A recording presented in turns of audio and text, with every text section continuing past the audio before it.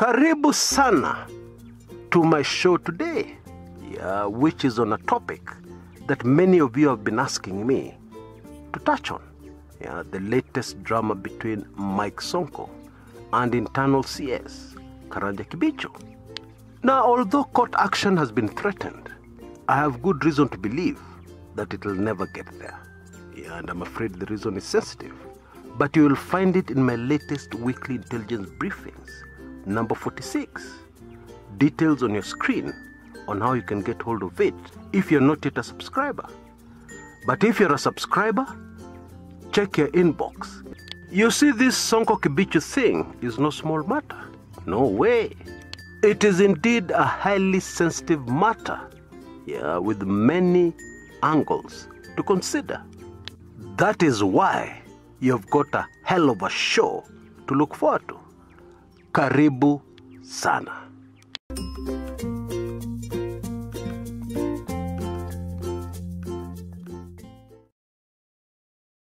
Dagoretti South constituency, which was hived off the previously larger Dagoretti constituency, has a long history of going against the grain, going against the system. It was in Dagoretti in the 70s that the constituents dared to vote out a member of Jomo Kenyatta's inner cabinet, a member of Jomo Kenyatta's inner circle, and maybe one of the most trusted lieutenants of the first president of Kenya. Of course, I'm talking about Dr. Njoroge Mungai, the late. And they did this by voting in a medical doctor called Johnston Muthiora. Now, there's a dramatic turn in this event, dramatic and tragic, because Dr. Muthiora did not survive to be MP for long. He passed on. And it was said that he was given a lethal injection in hospital. He was assassinated. Now, ironically, this is the constituency where former Nairobi Governor Mike Sonko decided to release the mother of all bombshells. Sonko said that the deep state, the current system, was going to accuse Team Tangatanga of things they have not done. And they're going to make it look like actually Team Tangatanga has done those things. And he quickly moved to a practical example of his own. Sonko said that in 2016, when ODM and CORD at that time, under Raila Odinga, were using mass action, demonstrations, to push for a change at the IEBC, which actually they finally achieved. At the height of this ODM initiative, which was supposed to be peaceful, members of the deep state, including himself and a man called Karanja Kibicho, PS internal, went and purchased second-hand vehicles and then burnt the same vehicles along Gong Road so that it would look like it was ODM supporters being violent, getting to a situation where they were burning vehicles on the road. Now, I have many reasons to believe that this was carefully pre-planned, the release of this bombshell by Sonko. However, I still looked closely at the area member of parliament, Honorable John Kiari, who is firmly in Team Tangatanga, and I could see even him, he was uncomfortable. Folks, this was not just any other revelation. Even the ODM party, which was bang in the middle of this revelation by Sonko, took time to make a response. And that was very telling. Because if you've been wronged in the past and somebody makes a revelation, it is normal for you to come out very quickly and say, aha, please tell us more. Instead, the Orange Democratic Movement were quiet for over a day. And when they finally released a statement, it was a carefully worded statement, very carefully worded, too carefully worded for somebody who has been wronged in the past. Allegedly, even the reaction of eternal CS, Karanja Kibicho, was mentioned in this allegation by Mike Sonko, was most interesting. He rushed to the DCI, Directorate of Criminal Investigations, his subordinates, people who call him Sir, and report to him. And the official line is that he went to record a statement with his subordinates. But in his own statement later, Bwana Kibicho very clearly said that he had told the DCI, actually the right word to use there is instruct, because you don't tell your subordinates, you instruct them. Kibicho said he had instructed his subordinates to get to the bottom of these manenos as soon as possible. In other words, put down everything else you're doing and get this done. That's how I understand that instruction, from working as a subordinate under somebody who was giving me instructions. But the official line was that he recorded a statement at the DCI and then he told the DCI to get to the bottom of this ASAP, as soon as possible. And then Bwana Kibicho dropped a bombshell of his own. He said he was going to court to sue Mike Sonko for libel. Yeah, and that was not all.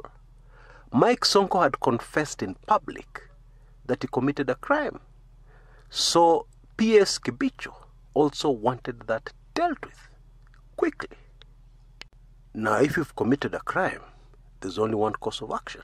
Yeah, you get arrested and you get charged. That has yet to happen by the time I was making this recording. But in my view, this is something that can never go to court. Yeah, I'm talking libel. And if it goes to court, yeah, and somebody is called to answer the charge, that case will not proceed to hearing. Yeah, we've seen a lot of that in Kenya. And I'm afraid the reason for that is highly sensitive. And it is in my latest weekly intelligence briefings, number 46. Yeah, take advantage of a special offer. You can see details on the screen. Just send a blank email to that email address and you'll get payment instructions. Anyway, let us make an attempt to break down all this. For starters, plenty suggests that this is a Team Tanga initiative, not a Mike Sonko one. A Team Tanga initiative, of course in collaboration with Mike Sonko, against Team Keleweke and against the system. Those of us on this channel who have the memory of an elephant will remember that several times in the past, it is a tactic that has been used by Team Tanga. They're very good at it. If you have not noticed, go back and do your own research and you will see that there's a pattern. Yeah, things get hot.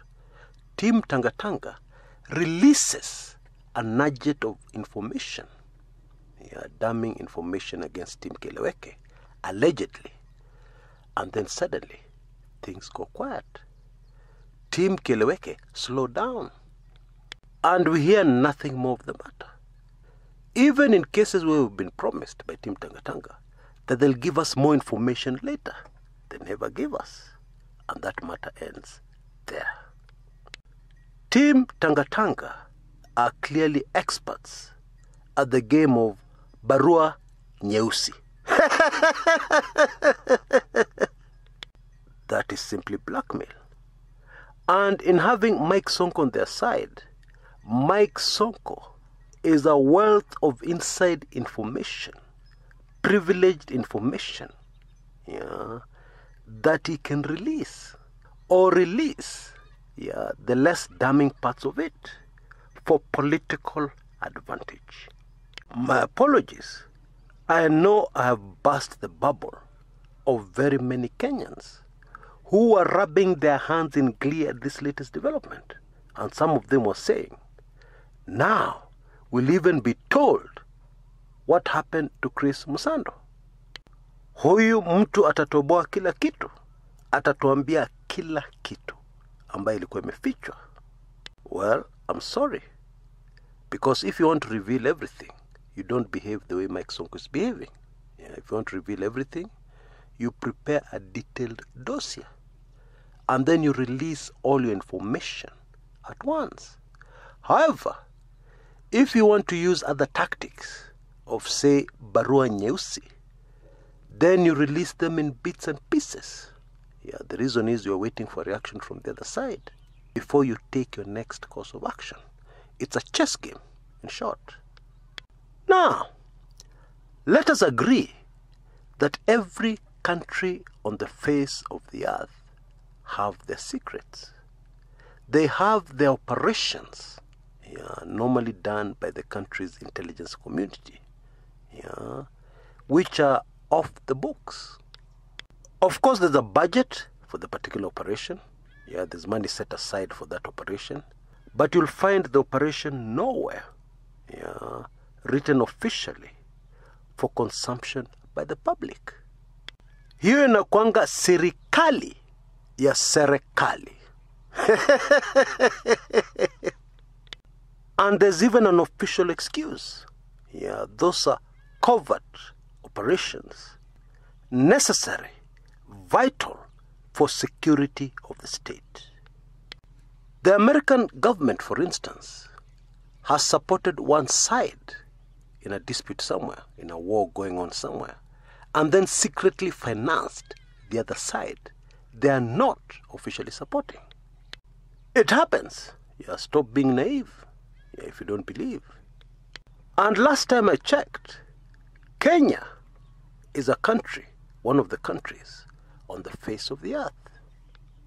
And there are certain laws put in place all over the world, which protect these dirty secrets of the state. You cannot just wake up one morning and release a dossier, and you're a government official. You can't even do it long after you've retired. No way. Because you'll be taken to court, prosecuted very successfully, and jailed. And the law does not say that if this thing the government did was very evil, so evil, you will not go to jail, you will not get prosecuted. No, that doesn't apply. As long as it is a state secret, never ever release it. Otherwise, you'll go to jail. It's as simple as that. And don't get me wrong. I am saying if you're a government official and by virtue of your position you come across some government secrets, you can never release them.